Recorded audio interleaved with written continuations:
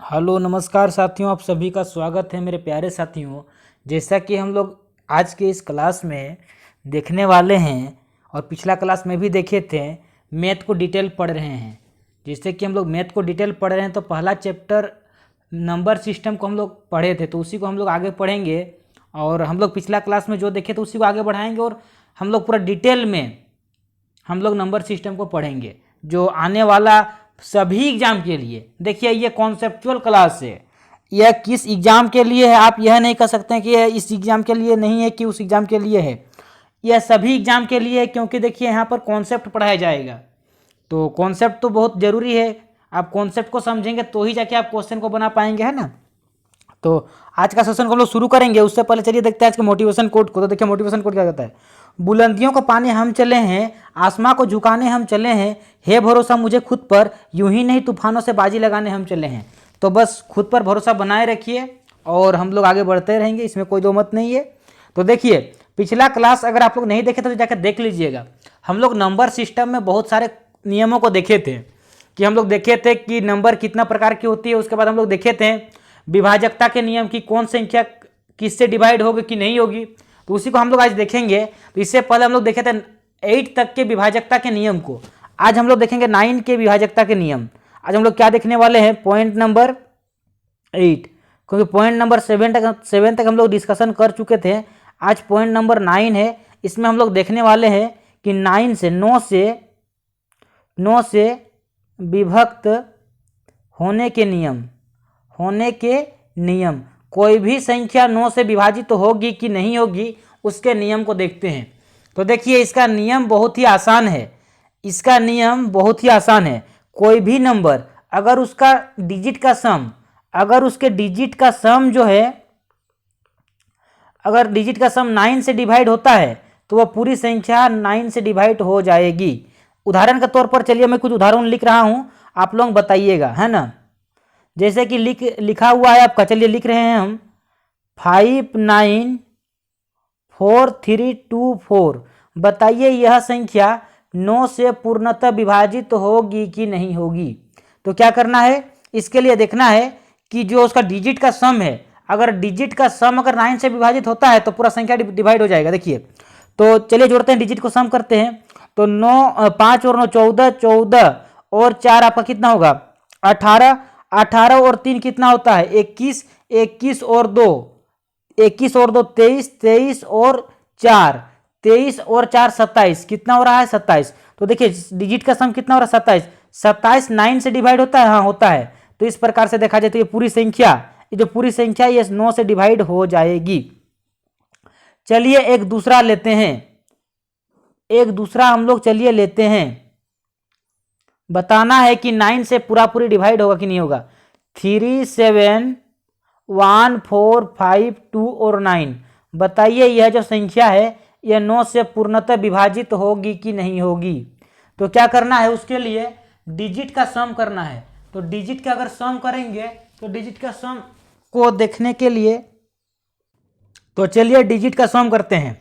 तो देखिए, डिजिट का सम कितना हो रहा है 10 और 5 15 20, 20 और 2 आपका हो रहा है 22, 22 और 9 31, 31। क्या 31 9 से पूरी डिवाइड होता है, नहीं ना। तो यह संख्या जो पूरी संख्या है यह भी 9 से पूरी डिवाइड नहीं होगा। आई होप आप लोग समझ गए होंगे।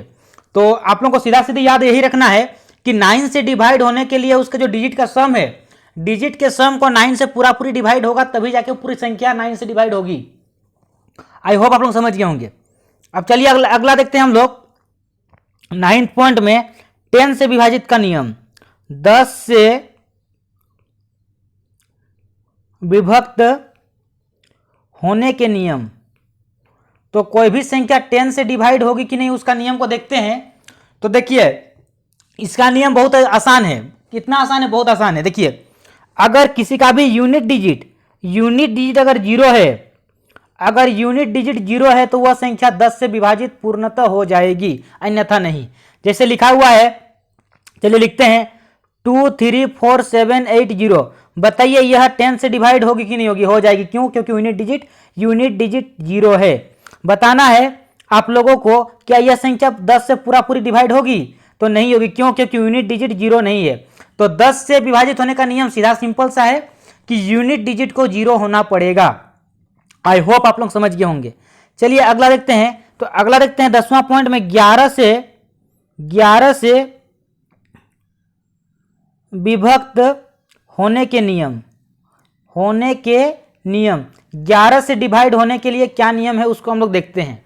तो देखिए 11 से डिवाइड होने का बड़ा सिंपल नियम है कि जो ऑड प्लेस है, जो भी ऑड प्लेस है और इवन प्लेस है, आप ऑड प्लेस में इवन प्लेस को माइनस कीजिए या फिर इवन प्लेस में ऑड प्लेस को माइनस कीजिए। प्लेस को माइनस करना है और अगर 0 आता है या फिर 11 के मल्टीप्लाई में आता है कोई भी संख्या जो 11 के मल्टीपल में हो, तो वह संख्या 11 से डिवाइड होगी, अन्यथा नहीं होगी। ठीक है, चलिए हम लोग उदाहरण के माध्यम से समझते हैं। तो देखिए एक उदाहरण लेते हैं। आप लोगों को बताना है कि यह संख्या 11 से विभाजित होगी कि नहीं होगी। 384259403, बताइए यह संख्या 11 से पूर्णतः विभाजित होगी कि नहीं। तो क्या बताएं, ऑड प्लेस और इवन प्लेस को देखिए। तो ऑड प्लेस बोलने का मतलब प्लेस, ऑड नंबर नहीं, ऑड प्लेस बोल रहे हैं। जैसे ये ऑड प्लेस है, पहला प्लेस है तो फर्स्ट 1 प्लेस है ना, ऑड प्लेस होता है। थर्ड प्लेस भी ऑड प्लेस है, फिफ्थ प्लेस भी आपका ऑड प्लेस है, सेवेंथ प्लेस भी ऑड प्लेस है और आपका 9th प्लेस भी ऑड प्लेस है। तो ये क्या कहलाएगा, ऑड प्लेस कहलाएगा, ऑड प्लेस का नंबर। अब बात करते हैं इवन प्लेस। तो देखिए 2 जो सेकंड प्लेस है इवन प्लेस है, 4th प्लेस भी इवन प्लेस, 6th प्लेस भी इवन प्लेस और आपका 8th प्लेस भी इवन प्लेस। तो इवन प्लेस को देखते हैं। तो देखिए ऑड प्लेस का जो सम आ रहा है कितना आ रहा है, आप देखिए 3 और 4 7 7 5 12 12 और 4 12 और 4 16 और 3 19, कितना हो रहा है, 19 हो रहा है। अच्छा अब इवन प्लेस को देखते हैं। तो इवन प्लेस का सम कितना हो रहा है, तो देखिए 8 और 2 10, 10 और 9 19, 19 और 10 और 9 19, 19 हो रहा है आपका, है ना। देखिए कहीं मिस्टेक तो नहीं हो रहा है ना, अच्छा से देखिए तो एक बार, कहीं मिस्टेक तो नहीं हो रहा है। ओ ये जो इधर आएगा, देखिए इधर इधर हम 3 को गिन रहे थे, गलती कर रहे थे। देखिए तो 8 और 2 10, 10 और 9 19 और 0 19 ही होगा। तो देखिए ये भी 19 हो रहा है और ये भी 19 हो रहा है। तो ऑड प्लेस का सम से इवन प्लेस का सम को माइनस करने पर 0 हो रहा है। तो 0 हो गया तो यह 11 से डिवाइड हो जाएगा, मतलब ये जो है सो संख्या 11 से विभाजित हो जाएगी। तो 0 होना चाहिए और या फिर आपका 11 के मल्टीपल में होना चाहिए। तो 0 है तो हो जाएगी, और 11 का मल्टीपल में भी रहता तो अभी पूर्णतः 11 से डिवाइड हो जाती। चलिए हम लोग एक दूसरा उदाहरण लेते हैं। आप लोगों को बताना है कि यह जो है सो 11 से पूर्णतः विभाजित होगी कि नहीं होगी। जैसे लिखा हुआ है 4381729, बताइए यह संख्या 11 से पूर्णतः विभाजित होगी कि नहीं होगी। तो देखिए क्या करना है, ऑड प्लेस और इवन प्लेस को देखना है। तो देखिए ऑड प्लेस को देख रहे हैं। तो ऑड प्लेस का सम कितना हो रहा है, 12 12 और 7 कितना होता है आपका 19, 19 और 9 19 और 9 कितना हो रहा है 28। तो ऑड प्लेस का सम कितना हो रहा है, ऑड प्लेस का सम हो रहा है आपका 28 28। अब चलिए इवन प्लेस को देखते हैं। तो इवन प्लेस में देखिए 3 आएगा, 1 आएगा, 2 आएगा।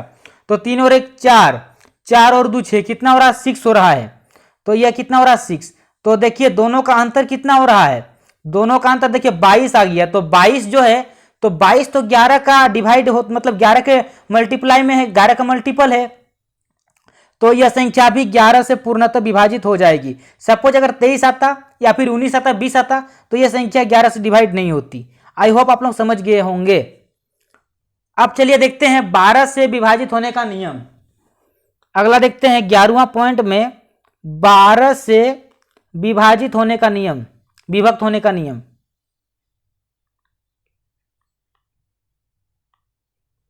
तो देखिए 12 से विभक्त होने के लिए उसको कोई भी संख्या, देखिए कोई भी संख्या 12 से डिवाइड तभी होगी जब वह 3 से और 4 से विभाजित हो।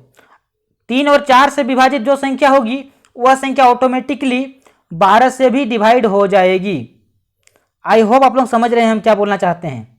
देखिए हम बोलना चाह रहे हैं कि 12 से वही संख्या डिवाइड होगी जो संख्या 3 और 4 से डिवाइड होती है, अन्यथा वह नहीं होगी। है ना। तो देखिए अब थोड़ा सा हम लोग फिर से मेमोराइज कर रहे हैं कि 3 से डिवाइड होने का नियम क्या देखे थे। तो 3 से डिवाइड होने का नियम देखे थे कि जो उसका डिजिट का सम है, डिजिट का सम को 3 से डिवाइड होना पड़ेगा तो संख्या 3 से डिवाइड हो जाएगी। और 4 से डिवाइड होने का नियम क्या देखे थे, तो 4 से डिवाइड होने का नियम देखे थे कि लास्ट का 2 डिजिट, लास्ट का 2 डिजिट अगर 4 से डिवाइड हो रहा है तो पूरा संख्या 4 से डिवाइड हो जाएगी। ठीक है, तो इसी प्रकार से 12 से डिवाइड होने का हम लोग का नियम देख रहे हैं। और देखिए मैं एक उदाहरण लिख रहा हूं, आप लोगों को बताना है कि यह संख्या 12 से विभाजित होगी कि नहीं होगी। देखिए 2244 लिखा हुआ है, बताना है कि यह जो संख्या है 12 से पूर्णतः विभाजित होगी कि नहीं। तो देखिए जल्दी से बताइए आप लोग। मैं आप लोगों को 30 सेकंड का टाइम देता हूं। 3 सेकंड तो कम हो जाएगा, 3 सेकंड नहीं 30 सेकंड।